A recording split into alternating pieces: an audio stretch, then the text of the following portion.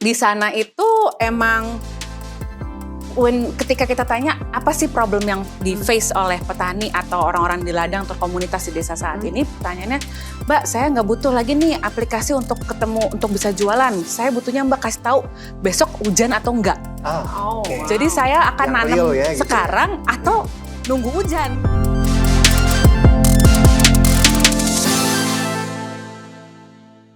Halo, apa kabar semuanya? Welcome to Go Impact. Nah, di Go Impact ini ada saya Rolando Sambuaga dan Veronica Komendang. Oke, Go Impact. Jadi sebetulnya apa sih sebetulnya Go Impact? Mungkin semuanya pada nanya-nanya, ini apa nih podcast baru atau apa gitu ya kan? Ini ngomongin apaan sih? Nah, jadi Go Impact adalah ini menjadi satu rangkaian yes dari ulang tahun YCAP Foundation yang ke-25. Dan kita mau ini menjadi satu commission, go and do impact. Berdasarkan act-nya tuh acting lah, you have to have an action. Apa yang dilakukan Dan gitu ya. dua-duanya. Yes. So semoga podcast ini bisa menjadi inspirasi Yes. buat teman-teman. Makanya kita menghadirkan narasumber-narasumber yang sudah memang punya action yang jelas.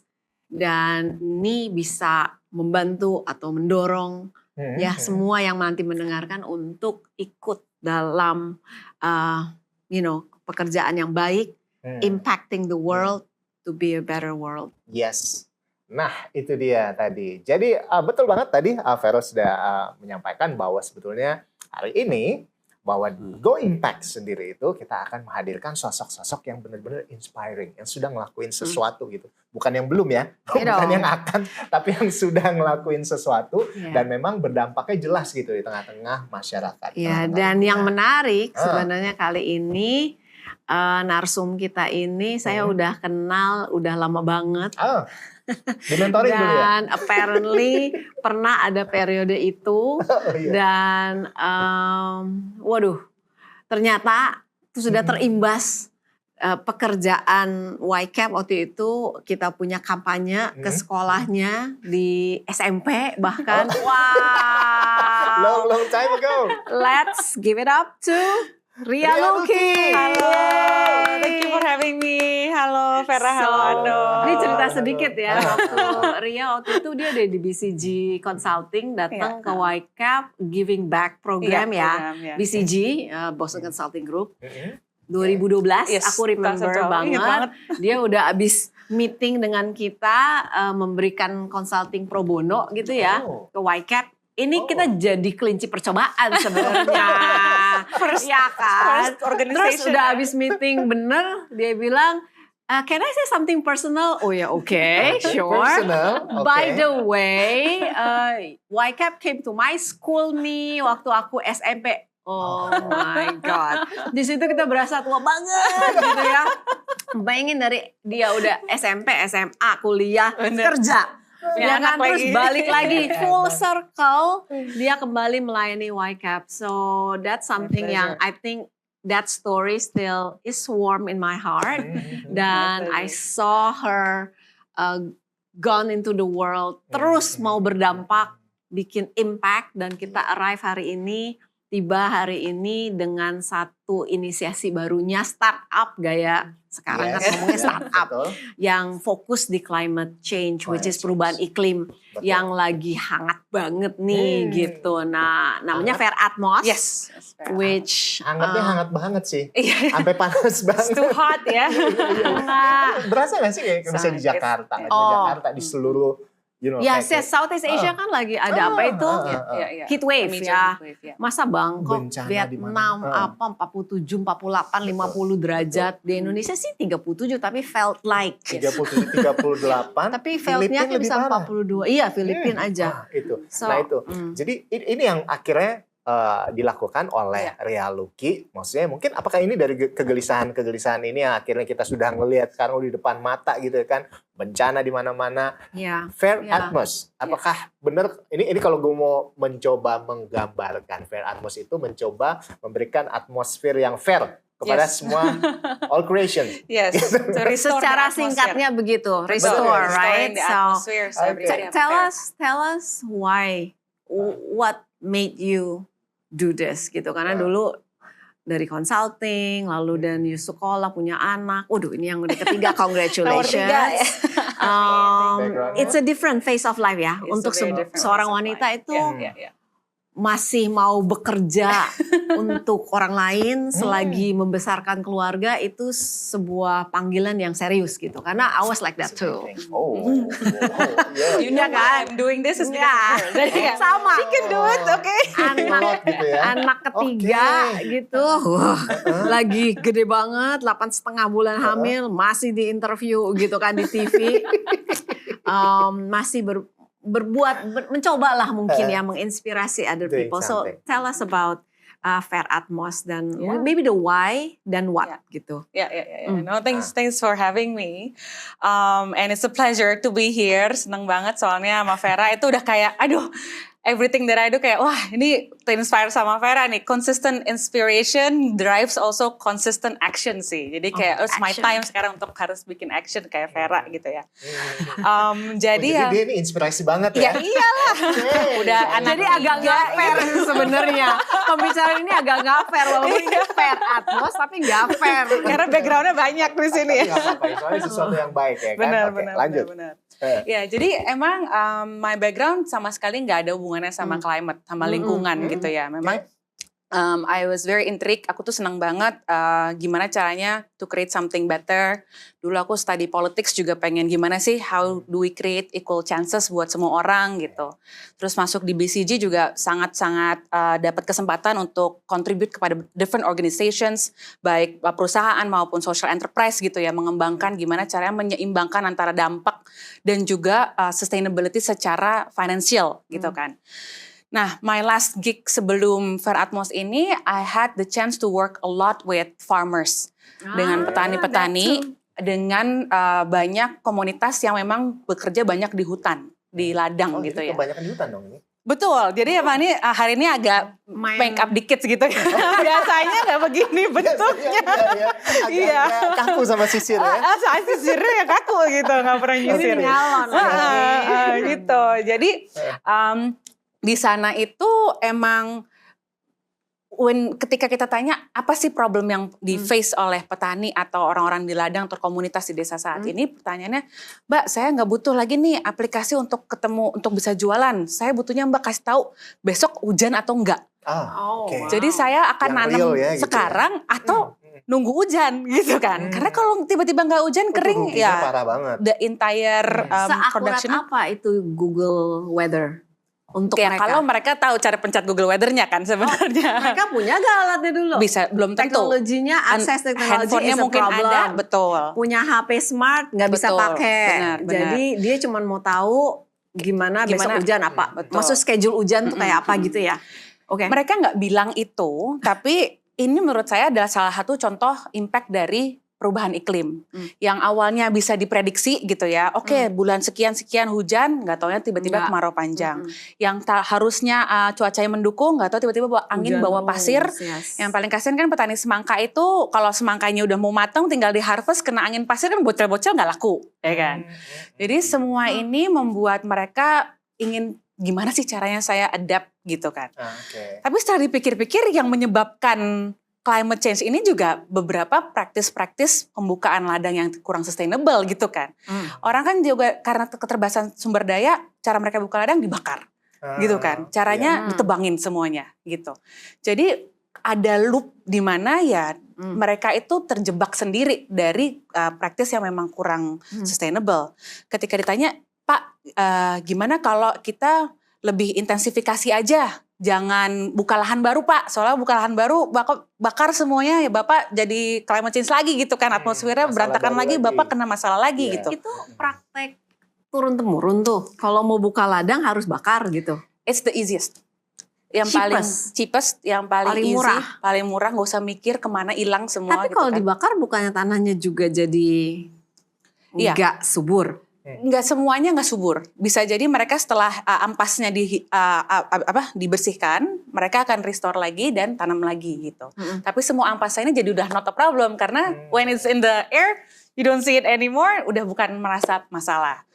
Jadi pertanyaan mereka adalah bagaimana caranya saya punya sumber daya, punya kemampuan secara finansial supaya saya bisa merubah practice yang membuat saya in a loop of this climate change gitu. Saya yang mendapatkan akibatnya karena artinya mereka kegiatan saya sendiri tahu gitu. bahwa root cause-nya tuh sebenarnya financial disability untuk change, untuk untuk perubahan atau untuk membuat mereka adopting praktek-praktek yang lebih sustainable. Betul. Root cause-nya ekonomi juga ya. There's one economy reason. Eventually is economic. Tapi berarti ini lebih menyasar ke mereka yang di misalnya petani begitu atau lebih ke tapi semua? Unfortunately nggak hanya petani. Even corporations perusahaan-perusahaan yang skalanya lebih besar juga kadang-kadang memilih praktik yang lebih cepat, lebih murah, yang lebih gampang, karena that's the most common thing gitu. Belum ada insentif atau initial financial incentive untuk merubah prakteknya. When you say insentif kita bisa bicara regulasi bisa bicara financial incentive that comes with the regulation gitu kan. Bisa regulasi. Nah, itu apa yang missing sekarang? Regulasi seperti apa yang ideally kalau ada, ini kan wish list. Betul. Kalau ada, dan masalah ini bisa selesai coba. Menurut saya sih regulasi it's a good supporting factor, tapi apabila tidak disusun dengan sistem pasar yang saling memenuhi supply dan demand, I don't think anything's gonna work. Dengan adanya sistem pasar yang bisa membuat orang itu dibayar atau mendapatkan economic incentive. Ketika mereka mereduce atau merubah praktik mereka yang menyebabkan karbon, itu saya percaya pasar itu di yang negara akan lain memperbaiki. Di Indonesia kayak gitu ya. Di negara lain I wonder ada gak sih sebenarnya insentif dari pemerintah yang nanti ujungnya berupa financial insentif gitu ya, jika mereka abiding the law gitu. Ada gak sih? I'm sure there's a lot. I'm sure in Indonesia juga pasti banyak sih. Ada, tapi tidak ada enforcement gitu. Apa nggak ada apa ya? Kalau saya sih lebih mikirnya self-sustaining mechanism is better than relying on enforcement atau relying on public policy whenever it happens. Oh gitu. Jadi sebenarnya kita balik lagi ke masalah yang lain ya, selain masalah ekonomi, ini masalah mindset. Betul. Ya kan? Masalah awareness juga mungkin. Dan artinya memang harus lebih ke kepentingan bersama begitu ya. Harus ada masing-masing ada kebutuhannya untuk menciptakan ini supply demand. Adanya demand untuk orang berubah, adanya supply yang merubah sehingga there is a system yang memberikan financial incentive kepada aksi-aksi yang itu kan ini. In the ideal circle, close loop gitu betul. Close loop of change gitu. Yes. Ada begini, mindset berubah, ada financial impact, ini jadi sustainable. Muter lagi. Ya kan maunya begitu. Tapi ini kan breakdown sistemnya di sini semua nih breakdown. Jadi itu sebenarnya yang dilakukan oleh Fair Atmos untuk mencapai misinya. Betul. Talk to me what you do di Fair Atmos supaya yang dengerin nih lebih jelas apa sih, lu jualan apa sih sebenarnya Ria? Siap. Mungkin the last konsep untuk sebelum masuk what we're fixing gitu ya, adalah bahwa tadi saya percaya bahwa konsep pasar karbon itu membuat orang atau perusahaan-perusahaan atau negara yang ingin mengeluarkan kayak semacam economic value atau membayar kegiatan-kegiatan yang mengurangi emisi tadi. Oke, ini bahasa-bahasa surga nih. Betul. Bahasa yang kurang mendalam nih. Jadi intinya mungkin banyak translation. Benar. Translation gini. Correct me if I'm wrong ya. Jadi dalam memproduksi sebuah produk gitu ya. Kan dibutuhkan electricity udah pasti. Dibutuhkan juga bahan bakunya, ingredientsnya, lalu mungkin kemasannya pakai plastik. Ya kan? Ini semua kan harus sustainable, artinya apa?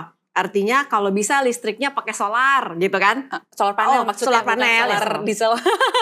Solar panel. Solar panel atau alternatif yang lain deh ya?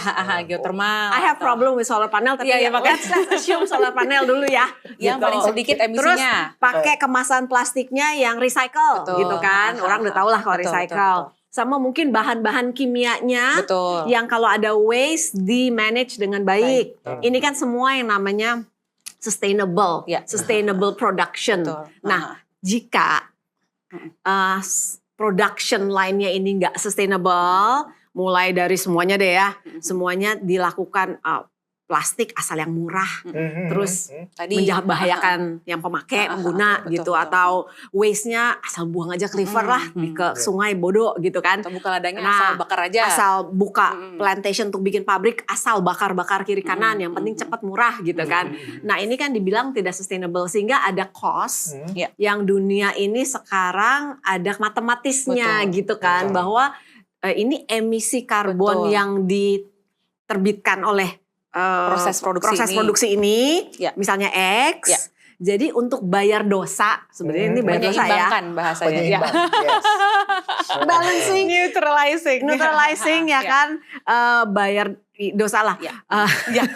Bayar dosa ke Mother Earth ya, Mother dosa ke ini Harus kita jadi mendukung program-program yang replace. betul. Kita beli Betul. karbon Ya, untuk Karbon kredit karbon yang diemisikan diserap diserap oleh gitu kegiatan ya. lain. Jadi Fairmos itu Ya. ada di perdagangan karbon Betul. sebenarnya secara singkat Betul. atau Ya, jadi kita membantu supaya semakin banyak orang bisa melakukan kegiatan yang menyerap Nah, menyerap emisi karbon. menyerap emisi. Betul. Correct. That's Kami the word. memperbanyak, mempermudah proses dan perhitungan berapa besar yang mereka serap Ya. sehingga kegiatan-kegiatan ini bisa mendapatkan nilai ekonomi dari Finansial. perusahaan-perusahaan Iya. atau proses produksi yang lain. oke. Nah, contoh konkretnya seperti apa? Misalnya kalau tadi kan petani ya. Ya. Nah, misalnya ini yang real aja, misalnya ibu rumah tangga, ya Ya. kan, atau mungkin pelajar gitu, anak-anak Ya. sekolah, gitu. Contoh konkretnya seperti apa? Banyak. Misalnya Kalau yang bisa mereka mungkin lakukan? yang itu tidak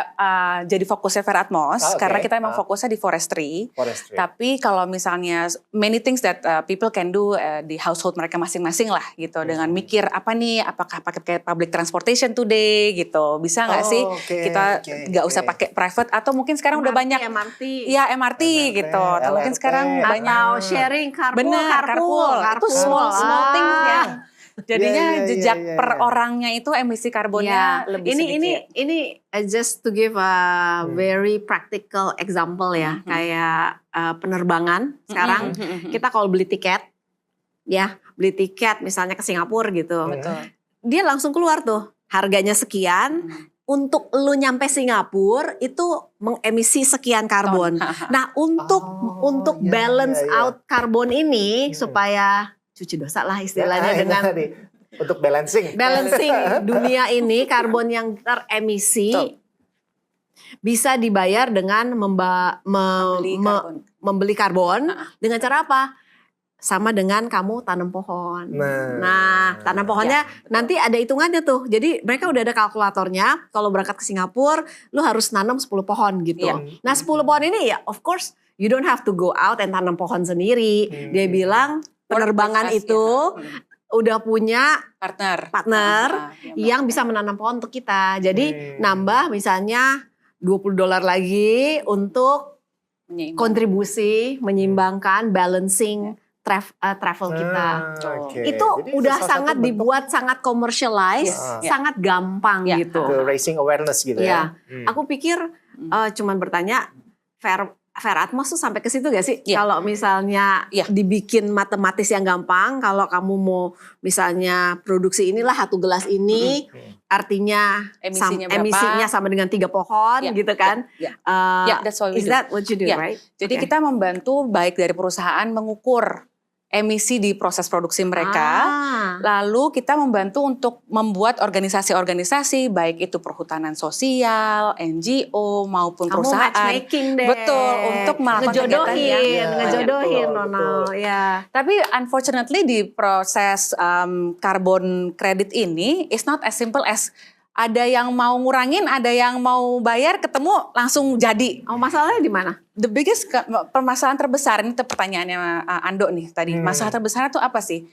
Ini tuh air atau udara ini tuh intangible. Nggak kelihatan ini berapa sih 1 ton tuh segimana, mau segini, mau segini. Nah kan itu nggak siapa yang kelihatan. tentuin harga? Republik Indonesia atau negara masing-masing? Harga itu saat ini masih berdasarkan buyer dan seller. Tapi yang lebih penting dari harga adalah siapa yang bilang ini 1 ton? Siapa yang bilang itu pohon nyerap 2 ton? So that is our job to measure how much carbon sequestration atau reduction yang bisa diserap oleh forest. That is our technology.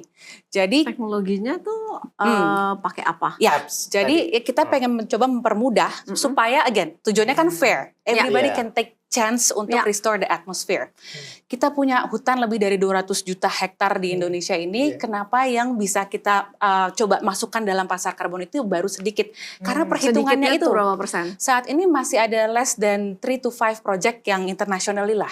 Project Gitu. tuh consuming berapa Tadi. persen? Nggak sampai 1%. No, not yet. Nggak sampai Not yet. 1%. Sedangkan potensi is very big Kecil gitu. banget ya. And I think ini juga ya maksud saya semua orang kenapa sekarang lagi hot banget diomongin karena yang potensinya besar, kita butuh partisipasi dari semua orang gitu kan. So our technology is to help simplify. Jadi semua orang, baik yang petani cuma punya setengah hektar, sampai orang-orang yang punya ratusan ribu hektar gitu ya, bisa tahu kalau saya menanam pohon di area saya, atau saya menghentikan proses penebangan saya itu bisa dapat mengenerate berapa karbon ton yang ada di kemudian situ. nanti jualnya lewat Betul. Ria. Saya fokus dalam pengembangan dan penjualan juga. Penjualan Tapi kan. saat ini lagi lebih banyak pengembangan sih. Karena orang balangnya aja belum ada. Iya, tapi pengembangan itu kan cost center. Kita kan mau jualan supaya ada revenue dan profit ya. Benar-benar. Bedanya kegiatan usaha di bidang karbon ini, terutama di forestry, unfortunately is a long game. Ini bukan kayak Of course satu generasi kayaknya. Betul. Karena At mau least. nunggu pohon 40 tahun ya? Mirip sama education lah. Ya, Education jadi benar. berasa rendah loh, pendek. Jadi Jadi pendek. Misalnya 10 tahun atau 4 tahun Iya, kalau kuliah, benar-benar. tambah SMP 7 tahun, kerja 3 tahun, 10 tahun paling ya. Kalau ini bisa satu Bisa lebih, generasi. iya. 30 sampai 40 tahun 30 sampai 40 lifetime of a tahun. project. Oke. Karena mau beneran kalau bener-bener mau nanam pohon ya dimonitor. Ya masa sih habis sehari langsung tiba-tiba pohon jadi tinggi banget. Iya nggak mungkin lah. Pohon durian aja Iya, 6 tahun dulu baru berbuah sekali gitu kan. Tapi Iya, ada iya, loh iya. bioteknologi sekarang ya. Terus terang kita iseng-iseng nyoba gitu Iya, ya. iya, iya. Pohon jati, ya 5 tahun 15 meter. That's Udah not bisa bad. ya. Walaupun jati kan Mungkin nggak ini ya. value-nya gede. Ini Dia kurus tapi tinggi gitu. Iya, Is iya. that better kurus tinggi apa gendut pendek? Yang penting ada Eventually sih, tanamannya kali ya. Nggak pengen tahu nggak lo? Bisa nggak lo? Eventually sih sebenarnya kubikasinya. Oh. Jadi kalau misalnya dia tinggi, kecil, pendeknya itu total volumenya sama dengan yang lebar tapi pendek, it is the same. Nggak ngaruh. Itu karena Oke, kubikasinya. bukan kalau makin tinggi, Oke, makin baik. deket langit gitu lebih bagus. Enggak. Pertanyaan-pertanyaan orang ada bodoh gitu ya. koefisiennya per ini kubikasi. Oke, jadi kubikasi kayu. Oke, betul, betul. no, good to Ini know. kan kalau nggak salah Fair Atmos sendiri ini sudah hadir dari 2022. Ya. Artinya baru Sama sekarang 2 tahun. sekitar 2 2 tahunan tahun. gitu. Ya. Baru aja ulang tahun ya. Baru ulang tahun, iya, congratulations. congratulations. Ya. Nah, dari 2 tahun ini apa ya, sudah sampai mana sejauh ini? Artinya pencapaian-pencapaian apa yang artinya bikin wah ini The most one step accomplished things that you are closing gitu most mungkin. proud Iya, of. iya. Kita happy banget udah kerja sama lebih dari 200 pemilik lahan ya di seluruh Southeast Asia. Jadi we are Indonesian born, tapi kita terlihat atmosfer kayaknya nggak berhenti di Indonesia kan. Jadi harus seluas-luasnya. Nah itu average pemilik lahannya lahan yang seberapaan nih, Ri? Oh, from as small as 2,000 hectares. 2,000 up to hectares 200,000. small ya? Oh. Iya. 2,000 hectares small. Untuk Oke. impact yang lebih scalable, ya kita lihat 2,000 ideally. hektar itu berapa lapangan bola ya? Wah itu mungkin banyak lapangan bola ya. Ratusan loh itu, Iya, ratusan. 2.000 hektar. It's huge. 1 hektar itu kan 1 lapangan bola. 2.000 berarti. 2.000, benar. 2.000. Ya kan Lumayan. 100. Wow. Iya, iya, iya. Oke, Gue nebak aja sih, oke. tapi ya ribuan. Wow. Jadi Wait, tapi let's start with this. Yeah. Karena katanya Indonesia merusak lahan paling banyak sedunia. Itu berapa lapangan bola ekuivalennya? ya Per hari, ya kan? Dan kita Mm-mm. makanya harus membayar restore. ya bayar dosa itu dengan kerjaannya si Betul. Ria. Sebenarnya Restoring itu. Ini tukang Karena cucinya, illegal. Tukang cuci dosa. yang benar tadi bagian ya, bukan yang purgatory. illegal ini ya. Ini purgatory environment. Iya, iya, You're in the business of purgatory. Iya, Yes. iya. Jadi Ya, hopefully we kembali still have enough time ya. Baik, kembali lagi ke yang tadi soal pencapaiannya. Pencapaian. Sudah Iya, sekitar iya, berapa? iya. Di Southeast Asia udah Iya, kita ribuan, sudah tadi ribuan. pemilik tanah. Itu tuh kita ya kalau ngomongin masalah scale, kenapa kita percaya nature atau forest itu menjadi sektor yang pengen kita dukung dan percepat restorasinya? Karena dengan amount of money dan uang yang sama itu mereka nature itu bisa menyerap jauh lebih banyak. Kami sudah dari 200 pemilik aset ini sebenarnya sudah lebih dari 18 juta hektar yang kami proses untuk usaha untuk di-convert menjadi restoration activity. 18 juta hektar itu ekuivalennya jadi apa ya? Untuk misalnya supaya orang paham gini, gitu yang dengar 18 juta hektar tuh gede, tapi what would it replace misalnya? Kalau mungkin bisa dikatakan kalau kebayang satu Southeast Asia gitu ya, satu Asia Tenggara, ya kita udah less than 2 years ini 10%-nya lah. 10% udah dari total forest yang ada di Southeast Asia ini. Forest yang ada di Southeast Asia. Betul. Oke. Tapi kalau untuk Indonesianya sendiri gimana? Majority is actually Indonesia. Majority Indonesia. Tapi karbonnya itu yang dihasilkan ya? Iya. Itu bisa, potensinya ya? Potensinya ya. Kalau misalnya kita bilang 5 ton aja per hektar gitu ya, bisa sampai 100 juta ton potensi. Per apa di tahun? Per tahun bisa. Per tahun? Per tahun.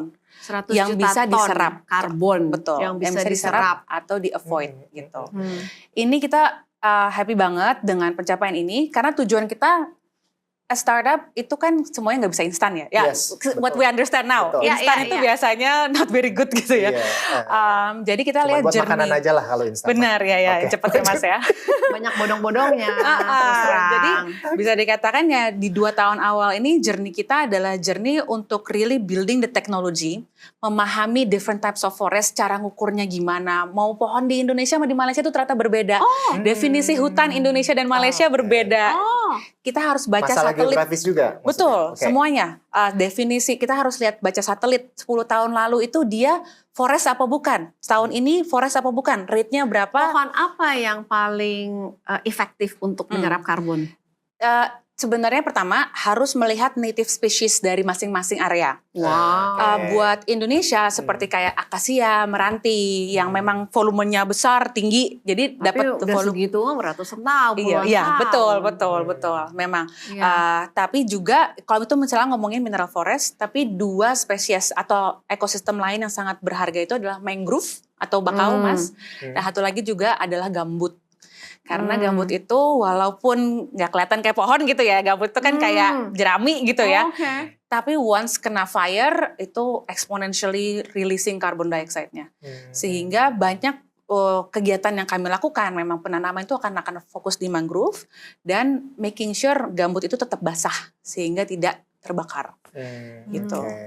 Jadi ya untuk make sure hal-hal ini ya Ria tuh pakai teknologi, pasangin kamera di mana-mana atau berdasarkan laporan dari komunitas? Kita unfortunately harus marry all of information. Semuanya jadi ada. I would say ada 2 stage gitu. Pertama stage assessment, berapa sih potensi ya kan? Supaya kita bisa menarik hati para pemilik lahan yang tadinya menebang pohon menjadi tolong di stop atau di restore.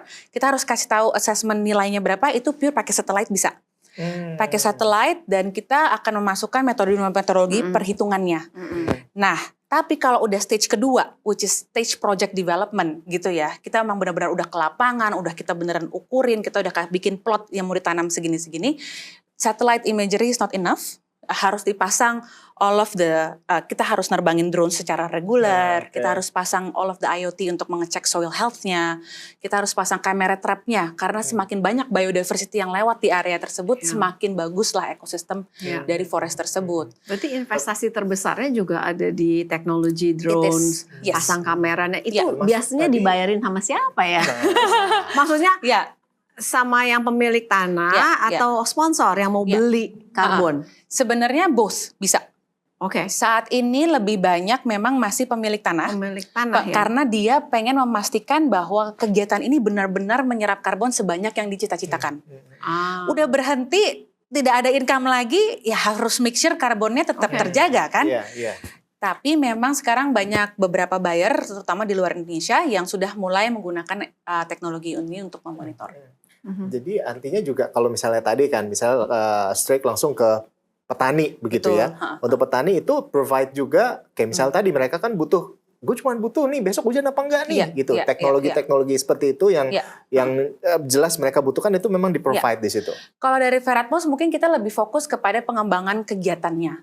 Jadi kalau misalnya tadi teknologi yang lebih kepada bagaimana mereka adapt day-to-day activity-nya, itu mungkin lebih kita lakukan ketika kita melakukan capacity building di sana. Tapi teknologi yang kita bangun lebih kepada yang tadi, yang lebih remote sensor basis, pengukuran karbon dari jarak jauh. Karena ya sebetapa indahnya sistem loop ini tadi, the biggest pain point adalah it cost a lot of money to start gitu. Itu yang menyebabkan sekarang ya tadi tidak semua orang yang bisa ikut bikin project. Cita-citanya adalah teknologi yang kita lahirkan di Veratmos ini, really trim the cost down. Kita sekarang bikin semua Atmos check kita, alat assessment kita for free for anyone yang tadinya harus bayar over $50,000 buat expert ke lapangan dan mengecek lalu butuh 3 bulan. Dengan all of the technology that is existing today yang bisa kita marry together dan kita buat jadi produk ini, it costs nothing, it gets you the result in 3 seconds. Cost nothing to The buyers, the landowner. the landowner. Jadi kamu modalin ini pakai uang investasi, karena you set up your company kan as a startup gitu. Jadi uang investasi yang masuk untuk capex ini gitu. Betul. Keren. Gitu. Keren. Ini sebenarnya kita pengen ngobrol lebih panjang. Tapi ini ya. Waktunya kayaknya nggak cukup. Tapi mungkin ada statement terakhir mungkin yang bisa Ria bisa sampaikan ke audiens mungkin sekarang lagi nonton terkait what you doing now. Mungkin lebih bisa dikatakan don't be afraid to take the first step. Saya nggak punya background di climate change. Dan bisa dikatakan pasti pas pertama kali terjun, everybody will say it's impossible to be done. Gimana caranya pekerjaan expert yang sudah 20 tahun mengerjakan ini di lapangan dengan pengukuran sangat saintifik, di-automate dengan teknologi baru, sehingga semua orang bisa melakukannya secara cepat dan secara free. Of course there will be rejection, of course there will be orang yang mungkin melihat dengan sebelah mata gitu ya. Tapi kalau kita percaya apa yang kita lakukan itu impact-nya itu besar, karena kita benar-benar butuh semua orang untuk berpartisipasi dengan gimana pun caranya untuk mereduce karbon dioksida yang ada di atmosfer ini, semuanya pasti ada jalannya. Akan susah, tapi kalau terus melihat ke depan dan terus di-surround dengan orang-orang yang inspiring juga, yang ada struggle-nya juga sendiri masing-masing, tapi melaluinya, hopefully kita semua bisa really make something better. Betul. Sekali lagi karena ini memang untuk kita bersama gitu ya kan, untuk kepentingan kita bahkan anak cucu kita bersama gitu. Karena memang every single step is a part of act anyway, ya kan? Sekecil apapun itu sudah melakukan sesuatu. Betul. Dan poinnya mungkin tetap 3P. Profit, people, planet. Nah ini bagian planet dapat profitnya, affecting people. That's the real action. Cool. Thank you so much. Thank you for having me. Ria Luki kembali. Thank you banget Ria Luki sudah bergabung bersama kita di. Thank you Vera. Sukses terus. Luar biasa. Inspired. Nah itu dia tadi teman-teman obrolan kita bersama dengan Ria Luki dan kita tentunya bakal ngangkat lagi sosok-sosok inspiring berikutnya bakalan tayang di sini. So tetap nonton kita dan sampai jumpa, sampai ketemu lagi di Go Impact berikutnya. See ya.